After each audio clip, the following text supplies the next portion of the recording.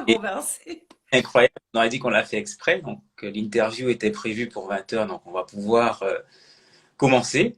ben, ce Donc, sont les mânes de la Tati décédée et de mon ouais. papa qui ont fait ça, que ça se joue juste au moment. Voilà. Et on remercie aussi mon ami. En tout cas, merci beaucoup Suzanne Drassus d'avoir accepté l'invitation de ce festival en ligne Afrolyte sans frontières. Donc, pour cette session, la quatrième session, on est en partenariat avec l'association Cifordom qui est basée en région parisienne. Donc, je vous remercie à plusieurs titres, hein. Donc, premièrement, vous êtes actuellement en Martinique, donc on est quand même, par rapport à Paris, on a 6 heures de décalage, donc c'est déjà un premier effort. Et l'effort vraiment suprême, et là, je vous en suis très reconnaissant, c'est que vous avez eu un événement un peu malheureux très récemment dans votre vie, et vous avez quand même tenu à honorer cette invitation, et là, je crois que c'est tout à votre honneur. Et encore une fois, merci de ma part, mais aussi de la part du CIFORDOM, de son président, d'Ange, qui est aussi la coordinatrice de notre participation à ce festival.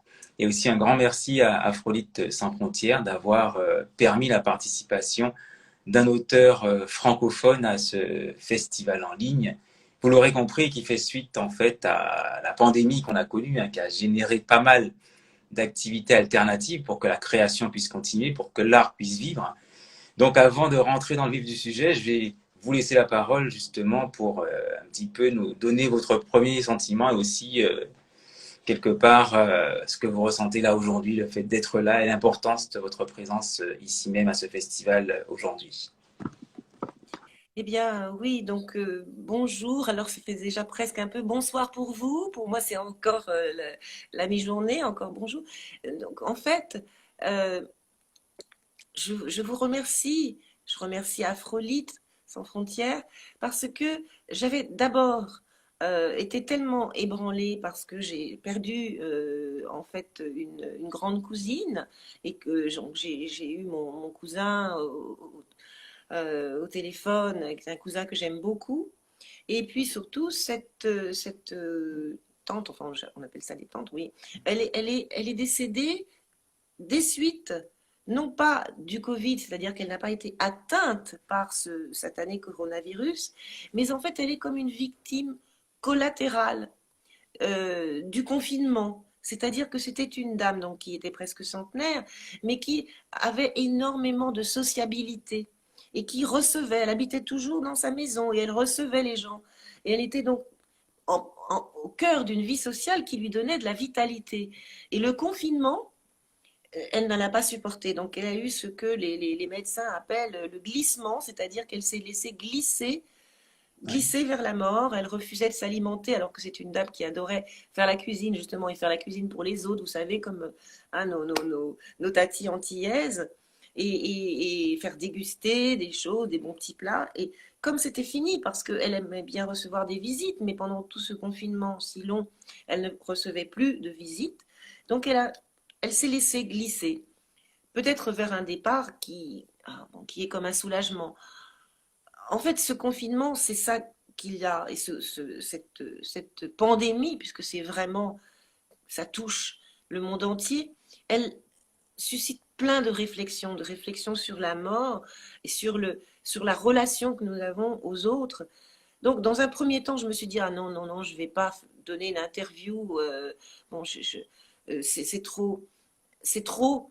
Et en même temps, si, je vous remercie, parce que vous me créez là, à l'occasion de ce festival, cette vidéo, cette interview, vous me créez un divertissement au sens pascalien du terme. C'est-à-dire, vous me permettez de me détourner des pensées tristes, mais en même temps, nous plongeons dans ce que j'appelle le rêve éveillé de la littérature. Bon, en fait, c'est tout le temps comme ça dans ma vie. La littérature me permet de créer un rêve éveillé au milieu du cauchemar. Et la création littéraire, c'est une récréation, mais au sens fort, au sens le plus noble de la récréation. Et la création aussi, bon là nous sommes en train de créer ensemble un petit événement littéraire. Et voilà. Donc, j'ai plein de reconnaissance à à vous adresser. En tout cas, merci à vous et encore une fois, nos sincères condoléances pour ce triste événement. Merci. On va un petit peu rentrer dans le vif du sujet. Donc, vous êtes un auteur francophone, mais vous avez aussi des origines martiniquaises. Vous venez de cette île française qui se situe à 7000 km de la capitale, qui regorge de beauté. Et comment justement ces origines finalement nourrissent aujourd'hui votre littérature? Est-ce que c'est pour vous une source d'inspiration? Est-ce qu'on retrouve ces couleurs tropicales dans votre écriture? Absolument. D'ailleurs, il est probable que si je n'étais pas martiniquaise, peut-être je n'aurais pas écrit, en tout cas, une chose est sûre, je n'aurais pas écrit de cette manière. Parce qu'en fait, il faudrait expliquer, puisque comme disait Césaire, ça n'est pas évident quand on me voit. Césaire, qui me faisait l'honneur et le bonheur d'apprécier beaucoup mon écriture, Césaire me disait, l'Afrique, on ne la voit pas beaucoup sur vous, mais elle est en vous et elle est dans vos écrits. On la voit dans vos écrits, par exemple dans Lumina Sophie dite surprise, où j'ai inventé un personnage merveilleux que j'appelle la Muse Africa. Je place justement toute cette relation à l'Afrique. J'ai aussi un poème que j'ai écrit et qui s'appelle Afro-Ascendance, parce que bien sûr, nous sommes des afro-descendants, mais moi j'aime bien prendre le côté ascensionnel, donc j'aime mieux parler de mon afro-ascendance plutôt que me dire afro-descendante. J'ai un côté toujours pour l'élévation, et j'ai effectivement des racines africaines. Bon, tout le monde est africain, hein, tout le monde vient d'Afrique, mais moi très particulièrement, en tant que martiniquaise, totalement martiniquaise en fait, j'ai une confluence. Bon, Damas disait trois fleuves coulent en moi. Moi, je peux m'amuser à dire que 4 continents et demi sont en moi. Et les gens comme moi, qu'on peut appeler des Kalazaza, etc., sont la preuve vivante qu'il n'y a qu'une seule race, l'humanité, comme disait Jean Jaurès. En l'occurrence, finalement, ce que je suis correspond au peuplement de la Martinique depuis le commencement, c'est-à-dire avec l'arrivée des colons français blancs qui ont eu des enfants avec les personnes esclavées venues d'Afrique. Je fais exprès de dire esclavées, parce que ce ne sont pas des gens dont la nature est d'être esclave. D'ailleurs, personne n'a une nature d'être esclave. Ce sont des personnes esclavées. Et j'utilise le mot qui n'est pas un néologisme, puisque je l'ai trouvé chez Ronsard. Ronsard, qui parle justement d'esclaver son corps. Il écrit ça. Donc, hein, Ronsard, 16e siècle, si c'est pas du français, je veux bien être pendu. Donc, mélange entre le colon français et une personne esclavée. Par là-dessus, il y a eu ce qu'on appelle les nègres marrons, c'est-à-dire des esclaves qui se sont enfuis, qui ont marronné, qui ont fait des enfants également, avec ce qui restait, la très petite quantité qui restait de Caraïbes, hein, de mélange de Caraïbes et d'Arawak, qui avaient été au contact de cette prétendue découverte de l'Amérique, hein, de cette arrivée des Européens donc en Amérique, en l'occurrence dans ma petite Martinique natale, et dont une partie avait été exterminée, l'autre partie s'était suicidée. Nous avons en Martinique, à côté de Saint-Pierre, ce que nous appelons le tombeau des Caraïbes, c'est-à-dire que le chef Caraïbe avait entraîné son peuple à se suicider quand ils ont vu quelle était la férocité des conquistadors, des colons, des envahisseurs. Et puis, une toute petite partie s'est réfugiée dans les montagnes du nord de la Martinique, est partie aussi au nord, dans l'île qui est au nord, qui s'appelle l'île de la Dominique, où il y a actuellement encore beaucoup, beaucoup, beaucoup de Caraïbes. Mais nous avons dans le nord de la Martinique, d'où est originaire mon papa, hein, le berceau de la famille Dracius, c'est comme ça, au Marigot. Donc, dans ce nord, il y avait cette rencontre qui s'était faite entre des nègres marrons et des Caraïbes, depuis, enfin des descendants de Caraïbes qui s'étaient là. Et il y a eu des amours dont je suis issue en partie. Et pour couronner le tout, vous avez à la fin du 19e siècle, après 1848, après l'abolition de l'esclavage, vous avez de vrais Indiens, cette fois-ci, pas des West Indies, mais de la véritable Inde, qui ont été accueillis, si on peut dire, enfin qu'on a fait venir. Au départ, ils ont été assez mal accueillis parce que c'était pour briser les grèves des personnes d'origine donc majoritairement africaine, ce qu'on appelait les nègres, nègres étant synonyme d'esclaves hein, en Martinique à cette époque-là, qui, une fois libérés, une fois affranchis, avaient fait des grèves pour ne plus toucher un petit salaire de misère. Donc on a fait venir les Indiens de la vraie Inde en tant que briseurs de grève, ce qui fait qu'ils ont été au départ mal accueillis. Et d'ailleurs, dans dans ce fameux fabulodrame que j'ai écrit qui s'appelle Lumina Sophie dite surprise, on a en 1870, puisque c'est une histoire, c'est un truc historique, on a ce moment, et j'écris la phrase parce que je l'ai prise dans un journal de l'époque, pour la première fois, nègres et indiens fraternisent à l'occasion de l'insurrection du sud de la Martinique. Mais jusque-là, il y avait effectivement beaucoup, beaucoup d'échauffourées et enfin, d'hostilités entre donc nègres et indiens, surnommés d'ailleurs coulis, et même coulis manger chien. C'est vous dire Oui. comme ils étaient. Et attendez, c'est pas fini, parce que pour pimenter le tout, j'ai, à la fin du 19e siècle, une arrière-grand-mère chinoise. Alors, je sais qu'en ce moment, bon, il y a peut-être des choses pas très bien qui sont arrivées de Chine, mais bon. Moi, j'ai une arrière-grand-mère chinoise, fille de petits commerçants chinois que la France aussi a fait venir. Donc voilà. Alors, c'est pourquoi je dis 4 continents et demi, puisque j'ai l'Asie en double avec l'Inde et la Chine. Tout ça pour expliquer que, bien sûr, je suis dans toute cette filiation, je suis fière de notre résilience, parce qu'en fait, je suis issue de peuples qui ont été plus que malmenés, hein, les damnés de la terre, comme dit Fanon, mais que nous sommes là, je suis là, femme debout. Voilà. Mais c'était important de l'expliquer parce que c'est pas évident quand on me voit. Voilà. Pour des précisions, parce que ça m'avait inquiété au démarrage, 4 continents et demi. Donc j'attendais l'explication et finalement je l'ai eu Oui, dans vos...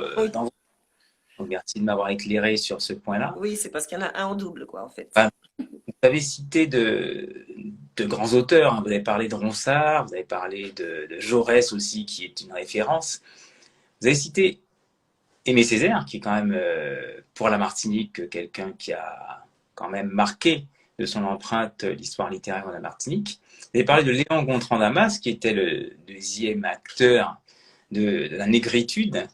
Mais ça m'a surpris parce que finalement, on nomme pas très souvent Damas, on nomme plutôt Césaire et Senghor. Et vous avez fait le choix justement de nommer Césaire et Gontran Damas. Est-ce que c'est une volonté de votre part ou alors Senghor arrive un peu plus Alors, tard? Senghor, oui. Ah, pardon, j'ai coupé votre phrase. Non, non, c'est simplement pour l'articulation en fait entre d'une part Césaire, Damas et Senghor, qui sont les trois piliers finalement de ce concept de la négritude. Je vais tout de suite saluer Senghor, enfin les mannes de Senghor, parce que j'ai eu, ben, il y a à peu près un an, un prix qui s'appelle le prix européen francophone Virgile Senghor, et Oui. qui est en fait dans tout son énoncé le reflet de ce que je suis et même de ce que je représente, pas simplement ma personne humainement, mais littérairement parlant. Puisque d'abord, ce prix, il a été créé par l'Académie francophone que Senghor lui-même avait fondée. Et donc, ce Cénacle européen francophone est l'héritier de cette fondation, Senghor. Donc, j'en suis tout à fait heureuse. Ça rejoint ma part de négritude que je ne nie absolument pas. Au contraire, non seulement je ne la renie pas, mais d'ailleurs, des gens qui me disent, ben oui, tu peux t'offrir ce luxe de revendiquer ta négritude et de la mettre en avant comme quelque chose d'extrêmement positif. Parce que elle est menacée, elle est sans cesse, comment dirais-je, enfin, il n'y a pratiquement pas de mots pour dire dans quel état elle est malmenée, martyrisée, comme je l'ai écrit et comme on le revendique sans cesse aujourd'hui avec l'affaire George Floyd. On l'empêche de respirer, elle est asphyxiée dans certains cas. Hein. Moi, il y a des moments où je ne peux plus respirer, au sens métaphorique. Je ne peux plus respirer, où je me sens asphyxiée. Mais d'ailleurs, c'est pour ça que j'utilise l'image de l'ascendance, parce que mes racines, elles sont comme les racines du palétuvier. Vous savez, dans la mangrove, les racines du palétuvier, des mangles qu'on appelle les mangles, elles sont aériennes. Elles sont aériennes. Et les mangles dans la mangrove qui est nourricière, qui est la base même de la vie, eh bien, elles sont à la fois dans l'eau et sur terre. C'est un petit peu comme moi qui suis avec ces différents mondes, ces différentes cultures que je porte en moi et que j'aime bien cultiver. Attention, je ne vais pas dire que je vais rejeter. D'ailleurs, bon, le mot francophone qu'il y a aussi, par exemple, dans l'intitulé de ce prix, je ne le rejette pas. J'adore la langue française. Je suis d'ailleurs devenue professeure de lettres classiques, hein, français, latin, grec. J'adore cette langue, mais j'aime aussi le créole. J'aime aussi cette culture. En fait, je l'aime parce qu'elle est multiforme, elle est polymorphe. Et je ne rejette aucun des aspects. Cela dit, puisque au long de l'histoire, c'est la part noire en moi qui a été, enfin, ce sont mes ancêtres noirs qui ont été opprimés en tant que noirs, euh, je mets en avant cette partie-là. Mais je tiens à souligner quelque chose. Et ça, c'est aussi enfin pour exorciser quelque chose. J'ai dit tout à l'heure que j'étais prof de français, latin, grec. Et j'ai bien étudié cette antiquité. Je tiens à ce qu'on se rappelle que la notion d'esclavage n'est pas née du tout avec la traite transatlantique que nous connaissons aux Antilles, aux Amériques, etc. Je tiens à rappeler que l'esclavage remonte à la plus haute antiquité. Alors, on est en Martinique et je sais pas si j'espère que c'est pas un moustique, mais qui passe, donc bon. Remonte à la plus haute antiquité et que ce qui est important, c'est que le racisme anti-noir a été inventé. C'est une invention relativement récente. Au XVIIe siècle à peu près, c'est là qu'on a décidé qu'on avait adjoint l'idée d'être esclave à l'idée d'être noir. Donc, comme je l'ai dit tout à l'heure, le mot nègre avait la signification d'esclave. Mais quand vous étiez dans l'Antiquité romaine, comme ça, plusieurs siècles avant Jésus-Christ, ou en Grèce aussi, dans l'Antiquité grecque, eh bien, vous aviez même des fils de famille endettés qui pouvaient se vendre comme esclaves et qui étaient blancs de blanc. Hein. Vous aviez aussi de grands germains, hein, roux, blonds, qui étaient des esclaves. Parce que, en fait, l'esclavage n'est pas du tout lié à une question de couleur. D'ailleurs, on ne parle pas de couleur dans les textes. Pourtant, je vous assure, je les connais quand même relativement. C'est une notion qui a été inculquée. Et c'est important de se le mettre dans la tête aujourd'hui pour se débarrasser de la notion de malédiction du fait d'être noir. Que la négritude ne soit pas avant tout une malédiction.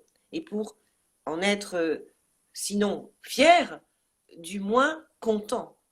Il y a Obama d'ailleurs qui a dit quelque chose, je ne sais pas si c'est vrai, mais j'ai trouvé ça amusant. Je crois qu'il a dit je n'ai pas choisi d'être noir, j'ai juste eu de la chance.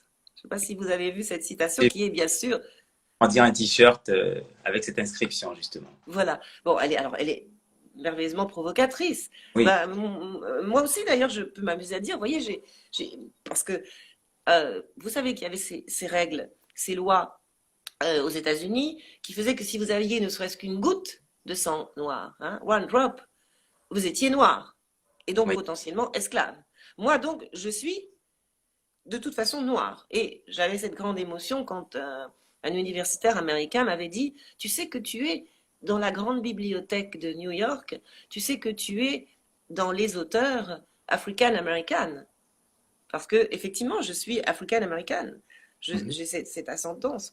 Quand j'avais été invitée à enseigner pendant un semestre aux États-Unis, bon, ça m'est arrivé à deux reprises. Une fois, c'était à l'université de Géorgie, une autre fois, c'était à l'université de l'Ohio. Mais la première fois à l'université de Géorgie, comme j'étais employée par les États-Unis, on me donnait un numéro de sécurité sociale américain que j'ai toujours. Et pour cela, il fallait remplir des papiers. Et vous savez que les Américains demandent indiquer la race. Alors il y avait toute espèce de choses. Et moi j'ai dit mais je vais tout cocher. Je vais cocher puisque je peux cocher africaine-américaine parce que je suis d'Afrique et de l'Amérique. Hein. Je suis née à Fort-de-France, je suis même née dans la ville de Fort-de-France et même née à la maison. Si vous voulez, si je ne suis pas trop longue, je vous raconterai même d'ailleurs parce que c'est un petit peu amusant aussi. Et etc. Donc toutes les cases caucasienne, c'est-à-dire blanc, etc., etc., je pouvais toutes les cocher. Et j'étais accompagnée par un prof franco-américain qui m'a dit ne fais pas ça malheureuse. Alors j'ai coché finalement Other. Et il m'a dit non, non, non, si tu fais ça, on va te demander quel Other, parce que Other, c'est les Japonais, ceux qui descendent des Japonais ou des trucs comme ça. Et alors, bon, je l'ai quand même coché. Et la dame, non, j'ai fini par cocher Afrique. J'ai dit, oh, ben non, mais je vais mettre africaine-américaine. J'ai coché ça. Et la dame du guichet, l'employée du guichet, elle a éclaté de rire. C'était une dame, alors là, ça corse l'histoire, c'est qu'elle était noire, elle-même, et noire bon teint. Et elle a éclaté de rire. Et elle a dit que comme j'étais française, j'étais caucasienne, c'est-à-dire blanche. Et ça rejoint une autre histoire tout aussi intéressante, c'est que dans ses mémoires, Angela Davis raconte que quand elle était petite, c'était le temps de la ségrégation raciale, qu'on n'avait pas le droit d'aller dans certains magasins, mais qu'elle avait fait exprès d'aller avec sa sœur dans un magasin de chaussures en parlant avec l'accent français, en se faisant passer pour des Martiniquaises, puisque effectivement, comme l'avait bien dit la dame, tu es martiniquaise, tu es de nationalité française, donc tu es libre tu es dégagée de cette ségrégation puisque tu es considérée comme blanche, puisque les Français sont blancs, caucasiens, les Martiniquais étant français sont caucasiens. Vous voyez comment, comme c'est ridicule, ça montre bien tout cela, les inepties de toutes ces ségrégations, tous ces apartés, etc. Voilà. C'est un petit peu long, mais ce sont des choses auxquelles je tiens beaucoup parce que je vois que ce sont des notions qui ne sont pas bien comprises. Et alors, justement, on a toutes ces histoires de réaction au fait qu'on n'a pas suffisamment donné de certitude aux gens et comment dirais-je, on n'a pas suffisamment valorisé. Regardez, en 2002, je dis bien en 2002, j'ai écrit dans Rue Montautiel un texte où j'ai un personnage qui va déboulonner, dévisser les plaques de rue du Général de Gaulle, boulevard Général de Gaulle, à la Martinique, à Fort-de-France, et qui les remplace par des plaques boulevard Alexandre Dumas. Vous Parce étiez, que vous c'est une étiez, invention. En 2002, j'ai inventé ça. Allez-y, oui, non, je disais que vous étiez visionnaire puisqu'on voit ce qui se passe aujourd'hui absolument. en Martinique et ailleurs, où on veut en fait déboulonner les statuts ou alors les contextualiser pour que les gens puissent comprendre en fait pourquoi ces personnages sont là et aussi connaître le passé et leur passé finalement, et le passé collectif de l'ensemble de la France. Exactement. Exactement. Alors, c'était prémonitoire, c'était presque prophétique, c'était moins violent, attention, il ne s'agissait pas de casser ou même de détruire, de déboulonner une statue, il s'agissait juste de prendre les plaques de rue, de dévisser et de les remplacer par d'autres. Parce que De Gaulle, bon, c'est De Gaulle, mais alors bien sûr, je décris, j'explique tout ça, et j'explique aussi dans ce livre. Ah bah oui, parce que nous, en Martinique, on a Schellcher partout, partout, partout, partout, Schellcher, et on n'a pas Alexandre Dumas. Donc Alexandre Dumas, c'est très important, puisque c'est l'écrivain français, enfin de littérature française, qui a créé les personnages fictifs, les personnages de romans, les plus connus au monde.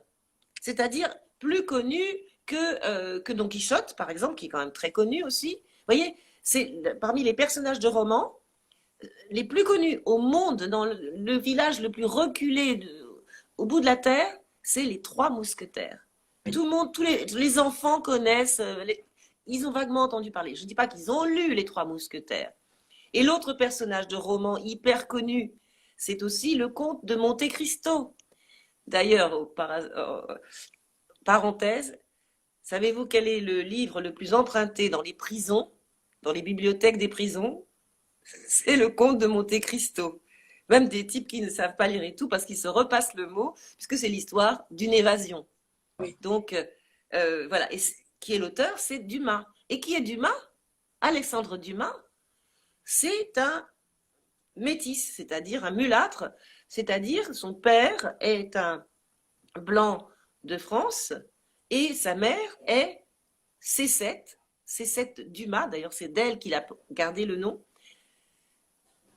qui est une négresse, hein, une femme noire hein, de Saint-Domingue, la future Haïti.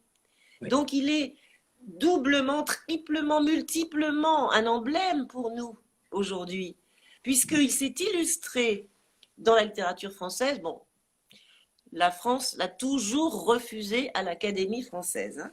Il s'est présenté plusieurs fois à l'Académie française, il a toujours été refusé. On lui a fait sentir aussi beaucoup de racisme, justement. On n'utilisait pas le terme à l'époque, mais on lui a fait sentir qu'il avait les cheveux crépus, etc. Mais, justement, d'ailleurs, on lit dans ses mémoires qu'il dit que ce qu'il y a de meilleur en lui, c'est sa part nègre. Vous voyez, il l'écrit lui-même et il s'est beaucoup battu donc, pour l'abolition de l'esclavage, etc. Alors, je ne vais pas être trop longue là-dessus, mais je tiens à dire que la France l'a honoré en transportant ses cendres au Panthéon en 2002. Justement, c'est l'année où j'ai écrit ce texte-là, et que j'ai imaginé qu'on pourrait l'honorer quand même en Martinique, puisque c'est un cousin caribéen, et qu'au lieu d'avoir la plus grande avenue, le plus grand boulevard de Fort-de-France qui s'appelle De Gaulle, je trouve qu'il faudrait plutôt qu'il s'appelle Dumas. Voilà. Merci de ce très beau témoignage. Je vois que vous êtes très attaché à remettre les choses dans leur contexte historique. Ça va me permet de rebondir sur un point, parce que j'ai vu que vous avez été de nombreuses fois primé et que vous avez notamment eu le prix FEDCAN Maryse Condé. Donc ce prix, il est décerné par l'association Le Cifordom, donc qui a associé le nom de Maryse Condé étant aussi un auteur de la Guadeloupe, qui a aussi sillonné le monde, donc qui a passé un certain temps en Afrique, aux États-Unis, donc dans tous ces pays. Qu'est-ce que vous a rapporté ce prix et quelle a été pour vous l'importance d'être reconnu en fait hein, comme auteur pouvant recevoir ce prix qui tourne justement autour des questions de la citoyenneté et de la mémoire? Est-ce que ça a été quelque chose de marquant pour vous et d'important, cette reconnaissance de l'association Le Cifordom? Absolument. Euh, D'abord, quand même, quand je l'ai eu, je crois que c'était en 2008, ce prix, il s'appelait uniquement FEDCAN. Et c'est après que le nom de Maryse a été rajouté. Donc, j'aime beaucoup Maryse. D'ailleurs, je l'ai vu donc l'année dernière. On a eu des retrouvailles émues au Salon du Livre de Genève. Mais il ne s'appelait pas encore comme ça. Il avait ce nom avec en sous-titre donc du prix FEDCAN, Mémoire du Sud, mémoire de l'humanité, que je trouve absolument gratifiant. Quoi. Ça recouvre la plupart de mes affinités et de mes motivations d'écriture.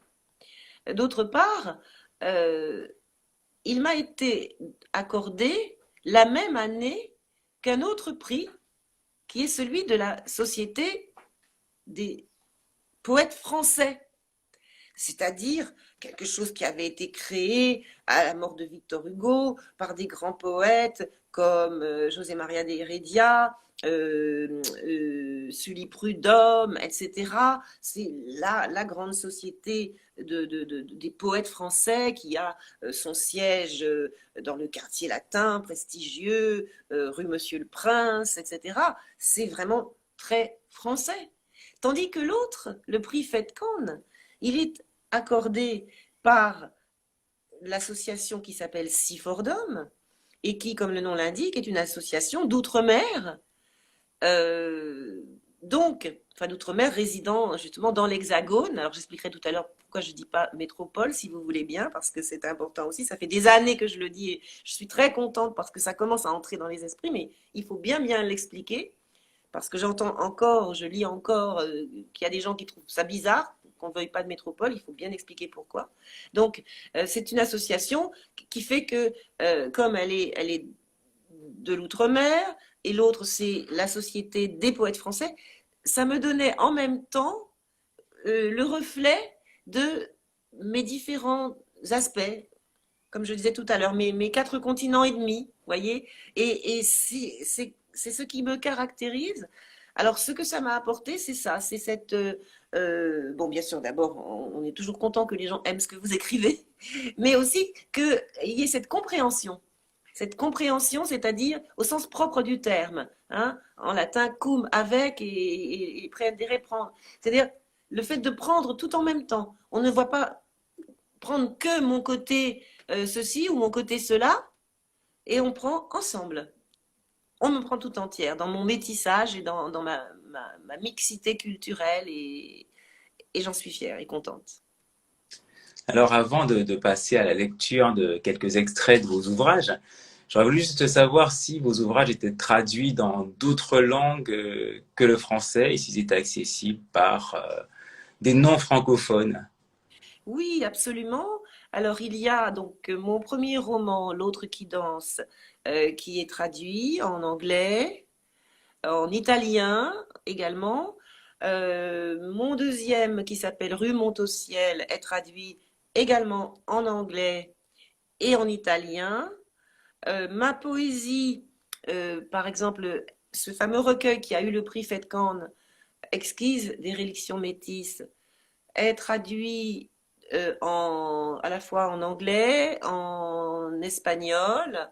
Voilà, donc il y a un certain nombre de traductions qui peuvent être des moyens d'accéder tout de même à mon écriture. Bon, alors j'ai un site internet, suzannedracius.com, sur lequel on peut retrouver les références de ces ouvrages, parce qu'il y a chaque fois il y a une rubrique pour les différentes langues, donc English, etc. Coucou, bonjour. Alors, bonjour aux amis anglophones, puisque je sais que c'est un festival qui est aussi principalement anglophone. Mille excuses de ne pas parler anglais. Voilà, je vous prie de me pardonner. Je peux me débrouiller, mais pas dire des choses vraiment construites comme ça en anglais. Je peux juste faire de la petite conversation sympa. Ok, et une toute petite dernière question avant de lire un extrait de vos ouvrages. Vous avez parlé de vos origines martiniquaises. Coupé. Oh oh, ça a été coupé. Je ne sais pas si ça l'est pour vous Allô? aussi. Ah, Pour moi, ça a été coupé. Quand vous avez commencé à et dire, donc, vous avez parlé de vos origines, et après, j'ai plus. la martiniquaise, donc je demandais la place du créole dans votre écriture. Elle a une place. Bon, d'abord, je me suis amusée à faire un DEA, en plus de mes autres diplômes, un DEA de culture et langue créole. Et la place, elle est, alors, bien sûr, elle affleure. Le créole, il affleure partout. Pour moi, c'est pas un duel, le français et le créole, c'est vraiment un duo. mais de manière à ce que les gens comprennent toujours, hein. Je m'arrange pour que, même si je glisse des petites expressions créoles, pour que le lecteur puisse comprendre. Et puis parfois, je me suis aussi adonnée à l'écriture de courts textes, de poèmes en créole. Oui, ok. Donc, je vous propose de faire la lecture d'une partie de vos ouvrages, donc un morceau choisi. Donc, je pense que vous allez nous proposer des petits extraits. Donc, je vous laisse la parole pour quelques mots. Bon, bah, je vais vous lire déjà le fameux poème dont je vous parlais tout à l'heure euh, sur l'afro-ascendance. Euh, et puis après, je vous donnerai un petit peu de Martinique, parce que en fait, lire les extraits de prose, hein, de romans, c'est toujours un peu embêtant parce qu'il faut se mettre à résumer. Donc, je vous lis donc ce texte afro-ascendante. Afro-descendante. Plutôt qu'afro-descendante, afro-ascendante. Elle se sent afro-montante. Non, ses racines africaines ne l'entravent pas. Bien au contraire, en femme debout, en caribéenne surtout, elle sent que grâce à elle, tel un arbre, elle pousse, elle s'élève. Elle ne se prend pas les pieds dans ses racines. En équilibre, libre, elles dansent. Elles sont aériennes, ces racines, ascensionnelles, sensationnelles, à l'instar des racines du palétuvier.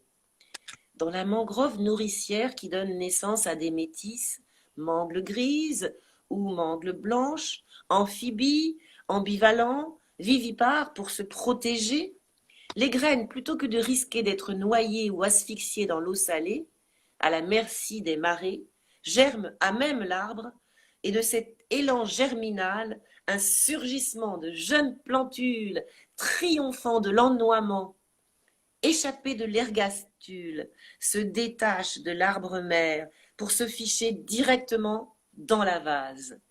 Émulsion, émulation, élévation.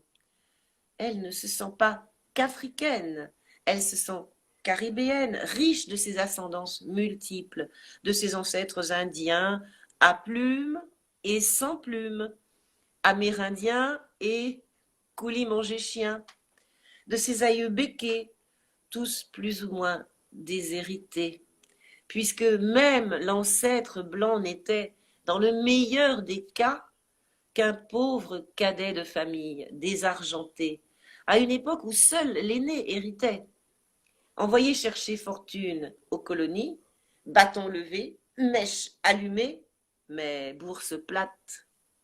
Et pour pimenter le tout, de son arrière-grand-mère chinoise, tous des damnés de la terre, elle en est fière d'être issue de cette résistance, de cette dissidence, de cette résilience, de cette immanence triomphant des contingences par-delà les océans et les ans, de cette aptitude à survivre faisant fi de traite et trafic.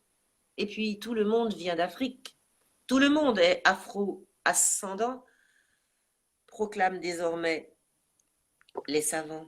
Preuves à l'appui, n'en déplaise aux esprits chagrins. Merci Et pour puis pour... ce premier extrait. Comme il y a des Alors, questions, même en prendre deux questions avant un deuxième extrait, puisque les bien personnes sûr, posent des questions. Donc, il y en a deux que je souhaitais retenir. Une première question qui est, pourriez-vous mieux nous expliquer votre idée d'afro-ascendance? Et la deuxième question que je retiens pour l'instant, c'est, pensez-vous que beaucoup d'écrivains blancs ne savent pas comment créer des personnages noirs dans leur travail? Donc, deux questions qui intéressent les internautes connectés aujourd'hui. alors ma notion d'afro-ascendance, bon, bien sûr, c'est à la fois un jeu de mots et quelque chose d'idéologique. C'est une façon de gérer l'affaire. Bon, comme je l'explique, j'ai de l'africain en moi, donc je fais partie de ce qu'on appelle les afro-descendants. Mais comme descendre à quelque chose de négatif, au lieu de me dire simplement que je descends, hein, que je descends de mes aïeux africains, ce qui est la vérité, donc ce qui s'appelle l'afro-ascendance, ascendants. Mes aïeux, ce sont mes afro-ascendants. Et donc, le fait de descendre d'Africains, ça s'appelle l'ascendance. Bon, quand on descend de quelqu'un, on appelle ça l'ascendance. Hein. On est d'ascendance. On peut être d'ascendance africaine ou d'ascendance chinoise ou d'ascendance, etc. OK? Donc, voilà. Moi, je suis d'afro-ascendance. Je préfère utiliser, c'est une question de vocabulaire. Oui, c'est psychologique, c'est subjectif. Je préfère penser à ce qui monte plutôt qu'à ce qui descend. Parce que ça fait référence aux moqueries qui existent, entre autres. Par exemple, tu descends de l'arbre, tu descends du singe, vous connaissez la blague horrible, hein, l'homme descend du singe et le singe descend de l'arbre, etc. Plutôt que de cette idée de descendre, j'ai l'idée que moi, ça me fait monter. Ça me fait monter parce qu'avant tout, je suis une humaine. Hein. Alors, je vais vous citer justement cette phrase latine qui était écrite par quelqu'un qui vient d'Afrique, alors d'Afrique du Nord, hein, de Carthage, qui s'appelle Terence, et qui était un auteur, un esclave déjà, sans première relation, et un auteur qui était dans l'Antiquité romaine, hein, esclave dans l'Antiquité romaine. Et qu'est-ce qu'il a écrit? Il a écrit Homo sum, ame, nil, humanum, alienum puto. C'est-à-dire, je suis homme, rien d'humain ne m'est étranger. Voilà, c'est ça que j'essaie de prêcher. Bien sûr, il y a ces racines-là, mais avant tout, il faut essayer de penser à nous hisser vers le plus haut degré d'humanité. D'ailleurs, quand on décide enfin de reconnaître l'esclavage comme crime contre l'humanité, c'est bien que l'on précise que voilà, générer cette domination entre les hommes, les humains, c'est aller à l'encontre de l'humanité elle-même, parce qu'on ne peut pas réduire en esclavage un être humain. Voilà. J'espère que j'ai suffisamment répondu à cette partie de la question. Et la deuxième partie, du coup, elle est devenue un petit peu plus floue. Oui. C'était la deuxième question, c'était… Vous pensez que les écrivains blancs Ah n'arrivent pas à oui. être des personnages noirs dans leur travail? Alors, que les écrivains blancs n'arrivent pas à avoir des personnages noirs dans leur travail. Écoutez, c'est pas moi qui vais vous répondre à cette question, parce que d'abord, moi-même, qu'est-ce que je fais? Alors, je vous ai dit tout à l'heure que je veux pas cocher parce que je suis une humaine. Bon, c'est vrai que je suis noire. Si on dit qu'on va prendre les noirs et les mettre les enchaîner, hein, dans un bateau dégrillé, je suis noire, oui. Mais pour le reste, je crois que l'écrivain, il est dans l'absolu capable de se mettre dans la peau de quelqu'un d'autre. Donc, moi, de toute façon, je suis métisse. J'ai un petit peu de tout le monde. Le racisme, il ne saurait pas par quel pore de ma peau sortir, hein, pour s'exprimer, puisque j'ai un petit peu de toutes les races. Je pense qu'un écrivain, qu'il soit blanc, peut arriver à se mettre dans la peau. Bon. Maintenant, je sais qu'il y a ces reproches qui sont adressés d'ailleurs de ce qu'on appelle appropriation culturelle. Hein. On appelle ça de l'appropriation culturelle. Il me semble, j'ai lu d'affreuses choses là-dessus, où effectivement, on va prétendre que si tu es blanc, tu ne peux pas te mettre dans la peau des noirs. C'est vrai que quand on n'a pas souffert soi-même quelque chose, on peut avoir du mal, mais je vais vous dire une chose, moi. Mon frère, comme bien souvent les sans-mêlés, les métis comme ça, ils ressemblent vraiment, encore plus que moi, à un arabe. Hein. Bon, eh bien, quand nous étions petits, c'était l'histoire, il y avait eu la guerre d'Algérie, etc. Il y avait pas mal de racisme anti-arabe. Et mon frère, il se faisait traiter de tous les noms, hein, beaucoup plus que de sale nègre, parce que ça ne sautait pas aux yeux qu'il était nègre, mais il était différent et on le traitait de sale arabe, et voilà. Eh bien, moi, j'en ressentais le contre-coup. D'ailleurs, j'ai écrit un texte que je vais vous lire d'ailleurs, parce il est précisément dans le recueil. Je vais le choisir, tiens, pour vous le lire, parce que Oui. c'est un texte aux horizons du Sud, sur l'idée que finalement, nous, aux horizons du Sud, nous avons comme mission de nous sentir bien dans nos peaux, quelle que soit leur couleur. Et entrer dans une peau différente, je pense que si l'écrivain est talentueux, il doit pouvoir le faire. Et il y a la liberté d'expression s'il a envie de le faire. Pourquoi pas? De même qu'un noir, et ça s'est déjà fait souvent, a le droit d'entrer dans la peau d'un personnage blanc. Et qu'une femme a le droit d'entrer dans la peau d'un personnage homme, etc., etc. Je sais pas ce que vous en pensez, mais enfin, en tout cas, c'est ma vision. Alors voilà. Alors il est tout poussiéreux parce que c'est bon. Alors voilà. Je sais pas si ma réponse Ben, a satisfait la la question a été personne.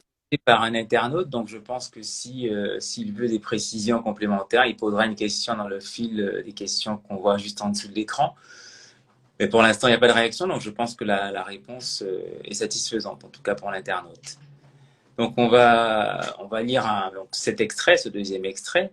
Il nous reste encore en gros une dizaine de minutes à passer ensemble. Donc une nouvelle fois, un grand merci à Suzanne on a eu quelques petits problèmes techniques au démarrage, mais là les choses sont bien parties. Donc on va écouter Suzanne pour son deuxième extrait.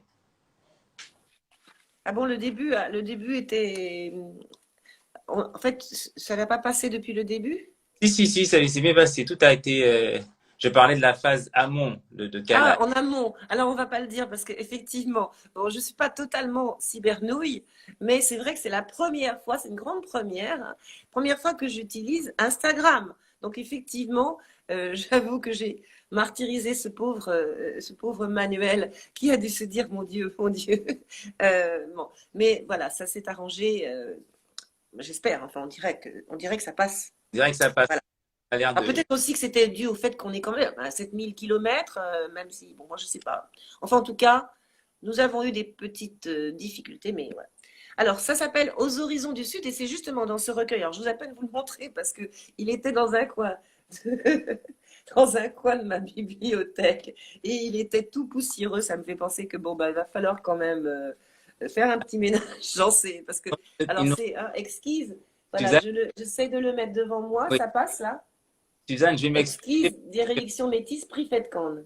Suzanne, Oui, oui, je vais m'excuser parce qu'il nous reste très peu de temps finalement, puisqu'il y a un décompte qui est lancé, puisque c'était 58 minutes et la vidéo a été lancée depuis 58 minutes. Donc, d'accord. il nous reste finalement 1 minute 30. Donc, Ah bon, alors ça sera trop peu pour lire le texte parce qu'il est quand même assez long, mais c'est donc, pas grave. Vous pouvez le retrouver si vous allez sur mon Facebook, par exemple. Je le mettrai. Voilà, pour les personnes qui seront intriguées, je vais le mettre sur mon Facebook. donc, vous Ok? pouvez Suzanne sur Facebook. Donc, Suzanne Dracius, vous recherchez son nom sur Facebook, donc vous aurez toutes les informations. Suzanne a aussi un blog, donc c'est suzannedracius.com, où vous pourriez trouver toutes les informations qui concernent son travail. Bien sûr, vous procurez ses ouvrages. C'est aussi important de pouvoir lire Suzanne dans l'intégralité. Et je vais proposer à Suzanne le mot de la fin, puisqu'il nous reste 45 secondes. Donc, Suzanne, je vous laisse conclure et je dis merci aux internautes qui nous ont suivis. Et pour les questions qu'on a ratées, nous sommes désolés. Donc, nous allons conclure là sur les mots de Suzanne Dracius en la remerciant énormément pour sa participation à ce festival. Eh bien, donc, comme conclusion, je vais vous donner justement les derniers mots de ce poème que je voulais vous lire, qui s'appelle Aux horizons du Sud. Et si nous avions dans la tête de nous sentir bien dans nos peaux, nous autres, aux horizons du Sud. Voilà, c'est là-dessus que je conclurai en vous disant que je suis ravie et en vous rappelant, puisque vous m'avez parlé tout à l'heure de Césaire,